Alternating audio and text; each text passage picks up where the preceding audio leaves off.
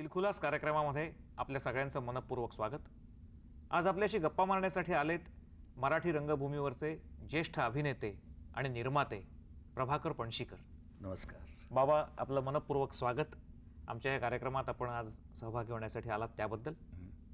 तुमच्या मागच्या 30-40 वर्षांहूनही अधिक कालावधीमध्ये तुम्ही केलेल्या वाटचालीबद्दल इतक्या कमी वेळामध्ये बोलणं हे अतिशय अवघड आहे, पण तसा प्रयत्न मी करून बघणार आहे। मराठी रंगभूमीवर ज्याला आपण एक संपूर्ण निष्ठेने गेले कित्येक वर्ष काम करणं म्हणतो ते तुम्ही करत आहात आणि या संपूर्ण कालखंडामध्ये अनेक नाट्यप्रयोग, एक प्रयोगशील कलावंत म्हणून, निर्माता म्हणून आणि अभिनेता म्हणून आपण कार्यरत आहात। आपल्या अगदी सुरुवातीच्या काळाविषयी आपण फार कमी ठिकाणी बोललेले आहात। नाटकाकडे येण्यापूर्वीची कौटुंबिक पार्श्वभूमी ही फार कमी जणांना माहिती आहे। मला वाटतं आपण त्याच्यापासून सुरुवात करूया। हा एक योगायोग किंवा रंगभूमीकडे येण्याचा क्षण कसा आला तुमच्या आयुष्यात? तो अपघाताने आला। आमचं घराणं वेदशास्त्र संपन्न। माझे आजोबा शास्त्री, वडील शास्त्री, निर्णयसागर प्रेसचे बरेचसे संस्कृत ग्रंथ माझ्या आजोबांनी संपादित केलेले आहेत। तर घरातलं वातावरण सगळं असंच होतं आणि माझ्या स्वप्नात देखील नव्हतं मी नाटकात पडेन म्हणून। नाटकाबद्दल एक प्रचंड अप्रिती समाजाच्या मनात त्या काळात होती। नाटक कंपन्या जुन्या बंद पडल्या होत्या, नटांचे हालाहाल झाले होते। एक नट दुधा धंदा करायचे, दुसरे नट भाजीचं दुकान चालवायचे। अशा अवस्थेत नाटकाकडे बघण्याचा समाजाचा दृष्टिकोन काही फारसा चांगला नव्हता। आणि शाळेत असताना 1945-46 ही गोष्ट, त्याआधी 5 वर्ष दुसऱ्या महायुद्धामुळे संमेलन झालं नव्हतं। ते करायला ठरलं, महायुद्ध संपलं आणि दिवशी वर्गातले एक मास्तर आले, यंदा गॅदरीमध्ये नाटक करायचं, कोणाला काम करायचं आहे? मग 2-3 मित्रांनी हात वर केला, मी हात वर केला, काही कारण नाही, किंवा खट्याळवाडा म्हणून हात वर केला। मास्तर नाव लिहून घेतलं।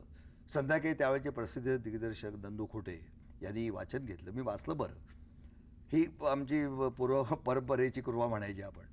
आणि मला लहान भूमिका, पितांबर, मी नाटक होतं आत्र्यांचंच, मी उभा आहे, म्हणजे माझ्या उत्कर्षाला कारणीभूत तेच आचार्य अत्रे, त्यांचंच नाटक। मला भूमिका मिळाली। घरी सांगू काय, आमची आई लहानपणी वारली। अशा वेळी आईच्या पदराला लपता येतं। वडिलांनी सांगितलं की शाळेतली काही मुलं अभ्यास करण्यासाठी 2 तास शाळा सुटल्यात थांबणार आहेत, मी थांबणार आहे। वडिलांना बरं वाटलं। त्या 2 तासात मी तालमी केल्या, पण प्रयोगाच्या वेळी सांगणं भाग होतं। माझं काम बरं होतं असावं, मला बढती मिळाली, भीमाशंकरचा मोठा रोल मिळाला आणि नाटकाच्या ते 8 दिवस त्याची सर्वात प्रमुख भूमिका, भाईटोळ कम्युनिस्ट पुढारी, ते म्युन्सिपालिटीच्या निवडणुकीच्या पार्श्वभूमीवरचं नाटक आहे, ती मिळाली मला। नाटकाच्या वेळी सांगणं भागच होतं, उशीर होणार होता, पण वडिलांनी सांगितलं की असं गॅदरीमध्ये काम करणारे मुलगा आजारी पडला नाटकामध्ये, मास्तरने विचारले काम करशील का? वडिलांनी ठीक आहे, 2 दिवस मुलाचा अभ्यास फुकट जायला हरकत नाही म्हणून परवानगी दिली। INTची सुरुवात त्याच वेळी झाली आणि INT माधव मधुरांचं आई नावाचं नाटक बसत होती आणि के नारायण काळे दिग्दर्शक। त्याचा सर्वात लहान मुलगा जो असतो त्या आईचा, जो त्या बळी द्यायला तयार होते, ती आपल्या शत्रूविरुद्ध जे शाळावरती बॉम्बहल्ले करतायत, हॉस्पिटल वरती बॉम्बहल्ले करतायत, त्याच्याविरुद्ध लढायला आपल्या राहिलेला एकुलता एक मुलगा ती पाठवते, असं नाटक आहे। त्या लहान मुलाचं कविपनस्क, ती भूमिका मला मिळाली। एक एक पायरी चढायला लागलो वरती मी, आणि नॅचरली अभ्यासाकडे दुर्लक्ष व्हायला लागलं। मी दोष मलाच देतो, कारण गणित हा माझा आवडता विषय असूनही गणितात मी नापास झालो। पण त्या काळी बाबा तुम्हाला मनामध्ये शाळा संपताना किंवा महाविद्यालयीन जीवन सुरू होताना काय बनायचं? महाविद्यालयात नाही, मी गेलो नाही महाविद्यालयात, कधी गेलो होतो दिग्दर्शक म्हणून गेलो। अच्छा, मी मॅट्रिकच्या परीक्षेला बसलो, त्यावेळी परिस्थिती अशी की साहित्य संघाने तरुण कलावंतांना संधी देण्यासाठी कला शाखा काढली होती आणि मी सहज गेलो तिथे। आंबेवाडीमध्ये कोना हॉटेल समोर त्यावेळी साहित्य संघाचं कार्यालय होतं, त्या दिवशी सिलेक्शन होतं। मी फॉर्म भरला, केशवराव दाते दिग्दर्शक, मामा पेडसे त्यांचे सहाय्यक, दाजी भाटोडेकर आणि अनंत वर्धक ही सगळी मंडळी तिथे। मी फॉर्म भरला, आतमध्ये बोलावणं आलं, नाटक होतं विचित्र लीला म्हणून, आणि ते बचंबट नावाची विनोदी भूमिका मिळाली। माझी 3.5 दिवसाची परीक्षा दुपारी मॅट्रिकची, आणि रात्री नाटकाचा प्रयोग, आणि तो प्रयोग मी केला। मला त्याचं जास्त आकर्षण वाटलं, का मला माहीत नाही, आणि काही कारण नसताना गणितात मी 7 मार्क मिळून नापास झालो। बाकी सगळ्या विषयात, मराठी, इंग्रजी, इतिहास, भूगोल या सगळ्या विषयात 70% जास्त मार्क मला, आणि गणितात 7 मार्क नापास। आता ठरवलं का आता पुढे शिकायचंच नाही, आपल्या कॉलेजमध्ये जायचंच नाही, नट हा चांगला नट असावा लागतो, त्याच्यामुळे पदवी काही महत्त्वाची गोष्ट नाही, असा एक समज करून घेतला मी, आणि मी कॉलेजमध्ये गेलोच नाही। या सगळ्या प्रकारामध्ये आप्पा पेंडसे आमच्या ते साष्टांग नमस्कार नाटकाला प्रमुख पाहुणे होते। आप्पा पेंडसे प्रसिद्ध पत्रकार आणि संयुक्त महाराष्ट्र चळवळीतले एक पुढारी। तर त्यांनी मला जे अभिनयाचं बक्षीस दिलंच, आणि स्वतःच्या खिशातली 10 रुपये नोट दिली। त्या काळात बघा, 10 रुपयाची नोट 1947 साली। आणि इतकं करून थांबले नाही, मेकअप रूममध्ये आले ते रावबहादूरचं काम कोणी केलं होतं म्हणजे मी केलं होतं. 17 वर्षाचा मुलगा, तू 70 वर्षाच्या म्हाताऱ्याचं बेरीग इतकं छान घेतलं, छान वावरलास, तू पुढे काय करणार आहेस? म्हणजे काय अजून ठरवलं नाही आहे. तर मॅट्रिक परीक्षेला माझ्याकडे ये, नाटक सिनेमात पड, असा त्यांनी मला आणखीन एक आशीर्वाद दिला. आणि मला म्हटल्याप्रमाणे घेऊन गेले 2-4 ठिकाणी. 1950 साली वासुदेव बळवंत पिक्चर निघालं विश्राम बेडेकरांचं, त्यात ते मला घेऊन गेले. त्यावेळी बारीकसा असा 18-19 वर्षाचा मुलगा माझ्याकडे बघून बेडेकर म्हणाले की तू टेक्निशियन हो. आणि ते दिग्दर्शन खात्यामध्ये दत्ता भट आणि मदन मोहन त्यांचे 2 असिस्टंट त्यांच्या हाताखाली मला शिकाऊ उमेदवार म्हणून ठेवलं. त्या काळात संवादाची नकला करणं, त्या म्हणून घेणं, कंटिन्युटी लिहिणं, हे क्लॅप देणं, ही सगळी कामं मी त्यावेळी केली. बाबा तुमच्या आयुष्यामध्ये आचार्य अत्रेंचं स्थान हे फार अगदी अलीकडच्या पहिल्या काळापासून ते आतापर्यंत कायम आहे म्हणजे. पहिला म्हणजे आता त्यांच्या एक गोष्ट खूप मोठ्या म्हणून सांगत नाही. आता आमच्या शाळेत त्यांना बोलवलं होतं. आम्ही सगळ्या मुलांनी नेताजी सुभाषचंद्र बोसांचं चित्र तयार केलं होतं आणि ते शाळेत ते नव्हतं. अत्र्यांच्या हस्ते द्यायचं ठरलं. अत्र्यांकडे आम्ही सगळ्या मुलांनी कार्यक्रम करायचो. अत्र्यांकडे गेलो. 23 जानेवारी येतो कबूल म्हणून कबूल केलं. आले, त्यांचा परिचय झाला, उठले भाषणाला आणि गडकऱ्यांविषयी बोलले. राम गणेश गडकरी केवढा मोठा नाटककार, केवढा मोठा विनोदकार, केवढा मोठा कवी. पाऊण तास मुलं हसतायत, टाळ्या वाजवतायत, हे खुश आणि खाली बसले. आता ते चित्र जे केलं होतं पेंटिंग बस केलं होतं आम्ही लष्कर वेशाचं, ते आता प्रिन्सिपॉलच्या हातात द्यायचा विधी. आम्ही घाबरलो. प्रिन्सिपॉल उठले आभार मानायला. माझ्याकडे अत्रेंच्या पाठीनं मला हात केला, म्हणजे जर थांब म्हणाले आणि उठले. मुलांनो, आज आपल्याला 2 लाभ झालेत. आपण सगळे जमलो आहोत नेताजी सुभाषचंद्र बोसांच्या जयंतीनिमित्त. आपल्याला लाभ झालाय गडकऱ्यांच्या पुण्यतिथीचा. हे वाक्य संपायका एकाच दिवशी दोन्ही गोष्टी येतात. 23 जानेवारीला अहो सांगायचं नाही का म्हणाले. उठले नेताजी सुभाषचंद्र बोस. 1 मिनिट वेळ नाही मध्ये.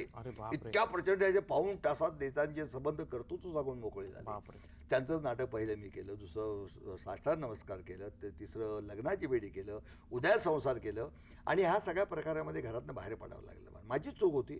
मी घरच्या लोकांना दोष देते, माझी चूक होती. बाबा तुमच्या याच्या पुढच्या वाटचालीविषयी आपण बोलणार आहोत, पण या सगळ्या पुढच्या गोष्टींची माहिती करून घेण्याच्या आधी आज आपल्याशी बोलण्यासाठी, गप्पा मारण्यासाठी आलेत मराठी रंगभूमीवरचे ज्येष्ठ अभिनेते आणि निर्माते प्रभाकर पणशीकर.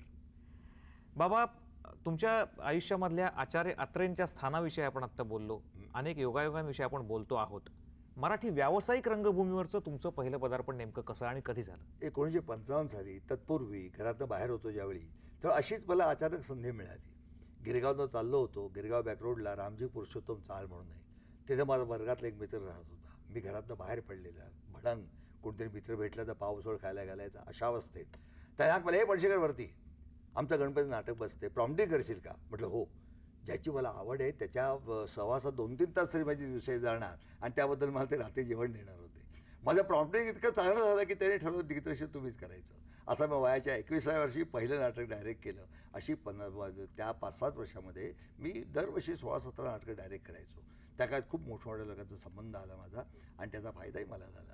त्यात नाट्यनिकेतनचे व्यवस्थापक होते, एका चाळीत राहणारे, त्या चाळीत राहणारे दाजी आजगावकर. आणि नाट्यनिकेतनचं 13 मार्च 1955 रविवार सकाळ ऑपेरा हाऊसमध्ये प्रयोग लागला राणीचा बाग. आणि त्याची लहानशी भूमिका होती, ती करणारे मुश्रीफ नावाचे ग्रस्त होते, ते पुण्याचे होते. त्याला पुण्याला भानुविलास थिएटरमध्ये बुकिंग लायची नोकरी मिळाली. म्हणून त्यांनी तार पाठवली शुक्रवारी. मी रविवारच्या प्रयोगाला येऊ शकत नाही. जशी आम्हाला आता गरज पडत तशी त्यावेळी कोणाला तरी उभं करण्याची गरज होती. आमचे मालक रांगणेकरने आजगावकरांना सांगितलं आमच्या मॅनेजरना की कोणतरी एका दिवसात भूमिका करणारा माणूस शोधून आण. दाजी माझ्या हाताखाली त्यांनी कामं केली होती त्यांच्या चाळीमध्ये, म्हणून मला शोधत आले आणि रांगणेकरांकडे घेऊन गेले. काय करता तुम्ही? म्हटलं हाच व्यवसाय करतो. भागतं का 2 वेळचं? म्हटलं भागतं कसं बसं. भागणंही महत्त्वाची गोष्ट नाही, माझा ज्या गोष्टीचं वेळ आहे त्यात पडणंही महत्त्वाची गोष्ट माझ्या दृष्टीने. त्यांनी पुस्तक दिलं, भूमिका समजून सांगितली, पाठांतर करा, उद्या सकाळी 8 वाजता या. सकाळी 8 वाजता गेलो मी. माझा मेकअप झाला. एका दरिद्री पत्रकाराची भूमिका होती. 5 रुपये उसने मागायला प्रत्येक वेळी येतो असं ते. पहिल्या काळात मी गेलो. माझ्याबरोबर स्नेहप्रधान, प्रसाद सावकार, श्रीपाद जोशी, परशुराम करमरकर यांची मी हिरव्या चादरीवरती चरित्र वाचली होती. असे सगळे मोठमोठे दिग्गज कलावंत माझ्याबरोबर काम करायला. मी गेलो, काम सगळं बरोबर केलं. माझे हातबीत थरथरत होते. ते लोकांना ॲक्टिव्ह वाटलं.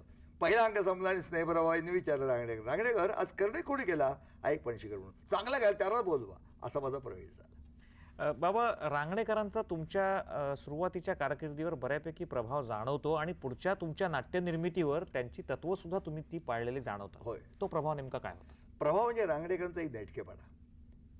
त्यांच्या नाटकाविषयी मी बोलत नाही काही, परंतु रांगणेकरांचा नेटकेपणा जो होता आणि त्या काळी जो द्रष्टेपणाने दाखवला. पहिल्या 3 एकांकाचा प्रयोग रांगणेकरांनी केला आहे. द्वंद्व गीतं नाटकात रांगणेकरांनी आणले व त्याचे संगीत दिग्दर्शक होते मास्टर कृष्णराव श्रीधर पारसेकर यांनी चाली दिल्या. पण किती संगीतकार त्यांनी वापरले, नेपथ्याकरता किती वेगवेगळे नेपथ्यकार त्यांनी वापरले, किती पु ल देशपांडे त्याकडे काम करत होते. असे नवीन नवीन कलाकार, शाहू मोडक, स्नेहवर प्रधान, लीला चिटणीस, ह्या लोकांना मास्टर अविनाश, चिंतामणराव कोल्हटकर असे चांगले नटसंच गोळा करणं, चांगलं नेपथ्य करणं, नेटकं नाटक बांधणं, ते बसवून घेणं, हे सगळे प्रकार रांगणेकरांनी जे केले होते. आणि वाईट परिस्थितीसुद्धा त्यानंतर मामा वर्डेकरांचं अपूर्व बंगाल, बंगालची फाळणी झाली, त्याविषयी नाटक काढण्याचं धाडस रांगणेकरांनी दाखवलं होतं. भूमिकन्या सीतासारखं नाटकात शाहू मोडक रामाच्या भूमिकेकडे त्यांनी आणला. हे सगळं रांगणेचं कर्तृत्वच आहे. पण त्या काळात कंपनी कशी चालवावी ह्याचं एक आदर्श उदाहरण रांगणेकरांनी घालून दिलं. बाबा, या सगळ्या प्रकारामध्ये नाट्य संपदेची स्थापना हा तुमच्या आयुष्याला एक संपूर्ण कलाटणी देणारा जसा क्षण होता, त्याचप्रमाणे मराठी रंगभूमीच्या इतिहासामध्ये सुद्धा नाट्य संपदेचं कार्य हे अतिशय भरीव आणि मोलाचं मानलं जातं. तर ही मुळात अशी कंपनी स्थापन करावी अशी तुम्हाला गरज का भासली त्या नाही, काळात? काय होतं, मूळ कल्पना रांगणेकरांची नाट्यनिकेतन आपण पुढे चालवावी अशीच होती. नाटकाच्या व्यवसायात त्यावेळी मला रांगणेकरांचा मानसपुत्र म्हणत होते. आणि मला ही भूमिका ज्यावेळी दिली त्यावेळी सुद्धा एक इतिहास सांगण्यासारखा आहे की ही भूमिका तोबिनोज नाटकामध्ये एकाच नटाला 5 भूमिका करायची गरज आहे. हे लक्षात आल्यानंतर मी व्यवस्थापक म्हणून मी रांगणेकरांना, दामू केंकरे, आपला रमेश देव, आत्माराम मेंढे ही नावं मी सुचवत होतो. रांगणे सांगितलं, पणशेकी भूमिका तुम्हीच करायची. अरे वा. कारण तोपर्यंत मी व्यवस्थापक म्हणून आणि 12वा गडी होतो मी. कोणी आजारी पडला, मामा बहिणी आजारी पडले, ती भूमिका करत, एखादा विनोद नट आजारी पडला, ती भूमिका कर, अशा सगळ्या पद्धतीच्या भूमिका मी केल्या होत्या. आणि मी बावाटे चांगला दिसतो, सूट घालून चांगला दिसतो, मी थोडासा गातो, ह्या सगळ्या गुणांचा जे मी वापरलं होतं त्या 5-7 वर्षामध्ये, त्याचा उपयोग झाला. रांगणेकरांनी भूमिका मला दिली. अत्रे साहेबांच्या वेळी कळलं कोणी प्रभाकर पणशे म्हणून काम करतो, कोणा पणशीकर म्हणले, ज्याचं नाव कोणी ऐकलं नाही अशा माणसाला एवढी मोठी भूमिका देता, आमच्या बापू मानेला द्या म्हणाले, राजनला द्या. रांगणे हट्ट सोडला नाही. आणि रांगणे केवळ हट्ट सोडला नाही म्हणून ती भूमिका मला मिळाली. माझ्या त्या रांगणे खूप उपकार आहेत. आणि तालमीला येईन म्हणाले, आले नाहीत. आले ते पहिल्या प्रयोगाला आले. आणि अत्रे साहेब दिल्लीला पहिल्या प्रयोग झाला 8 ऑक्टोबर 1962, दसरा होता त्या दिवशी. मी घाबरत होतो, अत्रे आले म्हणून, अत्रे साहेब आले म्हणून. पण पहिल्या वाक्यापासून जी दाद द्यायला लागली. आणि राधेश्यामच्या प्रवेशात मी गायलो. मी गाऊ शकतो हे कोणाला माहीत नव्हतं. आमच्या चंद्रचूड वासुदेव माझा मित्र आणि संगीत दिग्दर्शक, त्यांनी माझ्याकडे चाली बसवून घेतल्या होत्या. आणि त्याच्यापासून म्हणजे प्रेमातच पडले. त्या दिवशी रात्री म्हणजे अत्रेंनी जे कौतुक केले माझं, ते कौतुक देवदुर्लभ कौतुक आहे. आणि मला सगळं आठवायला लागलं. वडील, घरचे लोक, माझे मित्र, ज्यांनी मला सांभाळलं. नाही ते कोणी चोर, लुटारू, दरोडेखोर, तिकीट ब्लॅक बॅरिकेड, मी कोणी होऊ शकलो असतो. या सगळ्या मित्रांनी मला सांभाळलं. त्यांची आठवणी रडू यायला लागलं मला. ज्योत्स्नाबाई समजूत घालायला आल्या, रांगणेकर समजूत घालायला आले, सगळ्या शेवटी अत्रे साहेब आले, डोळे पुसले, रडतोस काय म्हणाले, आजचा दिवस तुझ्या आयुष्यात सोन्याच्या अक्षरात लिहिण्यासारखा आहे. तो आशीर्वाद जो दिला मला, तो अजूनही मला उपयोग पडला आहे. बाबा, तुमच्या आयुष्यातल्या काही सुवर्ण क्षणांपैकी काही क्षण तुम्ही आम्हाला सांगता आहात. याच्यानंतरही तुम्ही मराठी रंगभूमीवर अनेक प्रयोग करून क्रांती केलीत. त्या सगळ्या महत्त्वाच्या क्षणांविषयी आपण बोलणार आहोत. पण दिलखुलासच्या या कार्यक्रमाच्या आपल्या पुढच्या भागात काही क्षणांनंतरच. आज आपल्याशी बोलण्यासाठी आलेत मराठी रंगभूमीवरचे ज्येष्ठ अभिनेते, निर्माते आणि दिग्दर्शक प्रभाकर पणशीकर. बाबा, तुमच्या आयुष्यामधल्या काही महत्त्वाच्या नाटकांविषयी आपण बोललो, अत्रेंच्या प्रभावाविषयी बोललो, त्यांच्या आशीर्वादाविषयी बोललो. मराठी रंगभूमीवर काम करता करताच तुमचे जुन्या काळातले चित्रपट काही संख्येने जरी कमी असले तरी आमच्या लक्षात पक्के आहेत. ये मराठीची ये नगरी हा त्यातला एक चित्रपट होता, शांताराम बापूंचा. तर चित्रपटातला प्रवेश तुमचा व्यावसायिक रंगभूमीवर काम करता करता झाला का त्याच्या तो आधीच झालेला होता? नाही, मला चित्रपटाविषयी तसं आकर्षित कधीच वाटलं नाही. काही माझ्या मित्राने गळ घातली, त्याचे शब्द मोडवेला म्हणून कामं केली. मी रमलो नाही तिथे. मला कधीच त्याची जी तांत्रिक बाजू जी आहे, कारण हा मीडिया बदलल्यानंतर त्याची प्रत्येकाची गरजा वेगळ्या असतात, अपेक्षा वेगळ्या असतात. लाईट कुठे येतोय, माईक कुठे आहे, हे लक्षात ठेवण्याचं काम मला तांत्रिक अभिनय कधीच करता आलं नाही. पडदा वरता गेला, बाजूला गेला की माझा बाप समोर बसलेला असतो, त्याच्याकरता काम करणं एवढंच फक्त मला माहिती. मी कामं केली, लोकांना आवडली ना आवडली मला माहीत नाही. पण माझी गोष्ट सांगायची तुम्हाला, म्हणजे आई कोणा म्हणून मी पिक्चर जे केलं मी, जयश्री गडकरी, सुलोचनाबाई माझ्या अगेन्स्ट होत्या. माझं पोस्टर मोठं लागलं मॅन्चेस्टर सिनेमावरती. त्या रस्त्याने 6 महिने गेलो नाही मी. मी तसा नर्वस माणूस आहे. रस्त्यात चालताना कोणी माझ्याकडे पणशीवरून बोट दाखवलं की मी खची मला तिथे ओळखा. मेकअप केल्यानंतर, लाईट्स लागल्यानंतर, पडदा बदल तिथे मला ओळखावची पाहिजे. बाबा, मराठी चित्रपटसृष्टीमध्ये जसं एक सुवर्णयुग निर्माण केलं राजा परांजपे, गदी माडगुळकर आणि सुधीर फडकेंनी, तसं मराठी नाट्यसृष्टीतलं सुवर्णयुग निर्माण करणारे एक नाटककार तुम्हाला मिळाले, वसंत कानेटकरांसारखे. मिळाले. कानेटकर आणि पणशीकरांनी तयार केलेली नाटकं ही मराठी नाट्यसृष्टीमध्ये सुवर्णयुगच तयार करणारी होती. ते नेमके तुमच्या आयुष्यात कधी आणि केव्हा आले? आम्ही 63 साली नाट्यनिकेतन त्या रांगणेकरांना माझा वादविवाद झाला. ती कंपनी मी सोडली. ती सोडल्यानंतर नाट्य संमेलनाची स्थापना केली 1963 मध्ये. आणि पहिले नाटककार आम्हाला भेटले ते वसंत कानेटकर. त्यांनी पहिलं नाटक लिहिलं जे आमच्याकडे ते चाललं नाही. पण हे अश्रुंजली फुले, हे अमृताची फळे अमृताची या वेली, हे त्याचं पहिलं नाव होतं. आणि अंजलीच्या दिवाळी अंकामध्ये हा शेवटचा प्रवेश जो आहे तो आधी लिहिला होता. त्यांनी कथानक सांगितलं आणि एका शिक्षकाची ससे होलपट, एका प्रोफेसरची ससे होलपट, तो नवीन पिढी घडवायचा प्रयत्न करतोय आणि त्याच्यावरती काय आळ घेतला जातो आणि तो त्याच्या निष्ठा सगळ्या म्हणजे शॅटर होतात. अशा अवस्थेत तो ज्या पद्धतीने त्याची निष्ठा त्याला परत मिळते. आपलाच एक विद्यार्थी प्रामाणिकपणे आपल्यासमोर उभा राहिल्या बघितल्यानंतर त्याच्या निष्ठा, त्याचं वाक्य महत्त्वाचं, या मातीत मी लावल्या होत्या अमृताच्या वेली आणि या मातीनं माझ्या हातात दिली हालाहालाची फळं. बाबा, मला एक मोह आवरत नाही म्हणून सांगतो. अश्रूंची झाली फुले मधलं तुमचा एक फार लोकप्रिय असा डायलॉग आहे. तो आम्हाला सगळ्यांना आवडतो. तो तुम्ही म्हणून दाखवला तर फार बरोबर. खरं काय खरं काय आणि खोटं काय? नाही, विद्वान माणसाला नेहमीच प्रश्न पडतो, खरं काय आणि खोटं काय. त्याच्या निष्ठा ज्या असतात, जीवन निष्ठा, त्या वेगळ्या असतात. त्याला वागावं लागतं वेगळ्या पद्धतीने. असाच हा विद्यानंद, प्रिन्सिपॉल, विद्वान, तेजस्वी, आणि परिस्थितीमुळे तो स्मगलर झाला आहे. तो तिथे बसू शकत नाही आहे. एका विशिष्ट प्रसंगात त्याला बायकोला टाकून बोलावं, तर बायकोला हाकलून लावावं लागतं, जो तिचा प्राण आहे त्याचा. आणि ती गेल्यानंतर मित्र विचारतो, हे तू का केलंस? त्याचा जीवनशैली मित्र शंभू माधव, हे तू का केलंस? तो मागं हो, मी केलं ते पूर्ण विचारानं केलं होतं, समजून उमजून केलं होतं.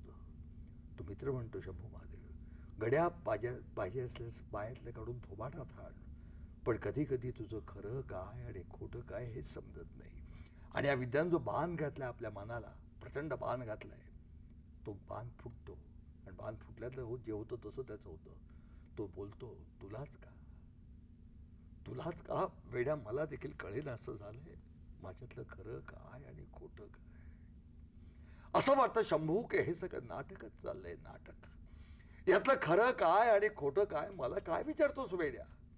माझा मी जसा मला दिसतो, जसा तुला वाटतो, तो तरी खरा आहे का? या कोणातून पहा, तुला मी दिसेन एक पराक्रमी पुण्यश्लोक नायक. त्या कोणातून बघशील तर तू म्हणशील, हाच तो दुष्ट पापी खलनायक. पण जर स्थितप्रज्ञ बनून आणि नेमका समोरचा बद्ध गाठून पाहशील तर तुझी खात्रीच होईल, तुझ्या समोर नाचतोय एक मजेदार रक्तबंबाळ विदूषक. अरे हे सगळं नाटकच चाललंय, नाटक. यात खरं काय आणि खोटं काय? अरे खऱ्याची झलक पाहिली, आता जरा खोट्याची मजा बघतोय, मजा. पुण्यातली चव गेली, आता पाप कशाशी खातात ते धुंडून पाहतोय. जगण्याचा सोहळा संपला, आता आपुले मरण मी याची देही याची डोळ्याने हाकतो.